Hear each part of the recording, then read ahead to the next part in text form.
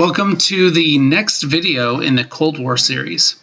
This one is all about China from the 1920s to present day. We're going to talk about revolution and civil war. All right, let's get into it. Okay, so in 1927, a civil war broke out in China between these two guys.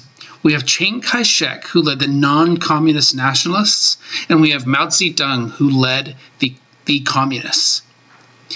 But 10 years later, what happened with Japan and China? Right, Japan invaded China, and the rape of Nanking occurred in 1937. So these guys decided, let's defeat Japan together.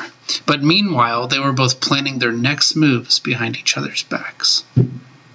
Okay, flash forward to World War II. The Allies defeat Japan, and Chiang and Mao go back at it. So by 1950, Mao and the Communist Party had won, and they changed the name of China to the People's Republic of China. We'll call it PROC. Meanwhile, Chiang Kai-Shek retreated to the island of Taiwan, right here, and set up the Republic of China, or ROC. To this day, they are technically still at war, and there is conflict over if Taiwan is part of PROC or not. Also, I just want to acknowledge the hotspots on this map. Look at the proximity of Russia up here. You have North and South Korea right here. Japan right next to that. And even Vietnam down here. Okay, so this Mao dude is in power. And he had made all sorts of promises. He's going to make people's lives better. He's going to take care of the people. He's going to make sure that they're fed and all that stuff. And he has this idea. It's called the Great Leap Forward. Sounds pretty cool, right? Like, who wouldn't want to take a giant leap forward? Anyways, he created communes, which was the same thing that North Korea and the Soviet Union did, also known as collective farms. It worked out really well for those people, right? No, wait, it didn't work out for them. It sucked.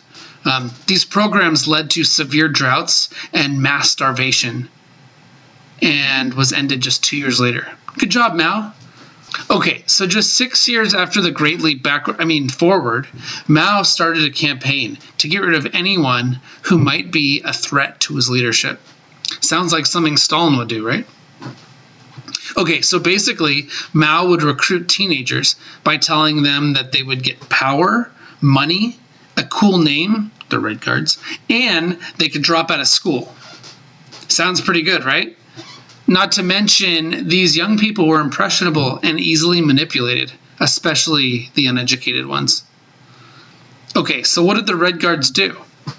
The Red Guards would destroy the old world, old customs, art, books, temples, basically the history of China.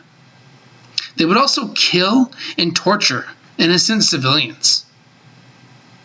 Their ultimate purpose was to control people and protect Mao's power.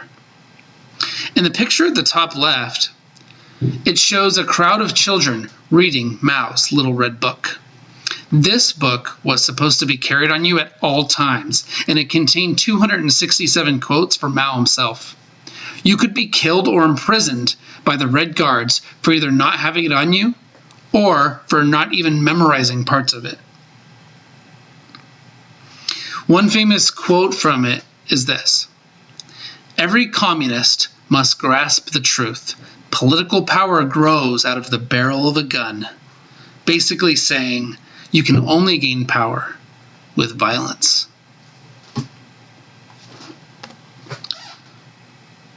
Okay, so Mao died in 1976, but the persecution didn't stop for the Chinese civilians. In 1989, nearly 1 million students were protesting because they wanted democracy. The government responded with tanks and soldiers, killing thousands in what is now known as the Tiananmen Square Massacre. Still today, in 2020, China controls and silences civilians for various reasons. For example, a doctor who was trying to warn the people about coronavirus. In January, he was summoned in the middle of the night by the police and forced to sign a statement denouncing his warning as an unfounded and illegal rumor. according to the New York Times. He died in February after contracting the coronavirus. That was just 1 month later. Okay, this famous image is called Tank Man. One day after the Tiananmen Square Massacre, this man stood in front of 4 tanks waving his arms. They tried to go around him, but he stepped back into their path in a symbolic resistance to unjust regimes. Wow. Just look at this guy. That is one brave dude standing up to injustice. Okay, guys, that ends the China portion of the series. Thanks for watching, and I'll catch you next time.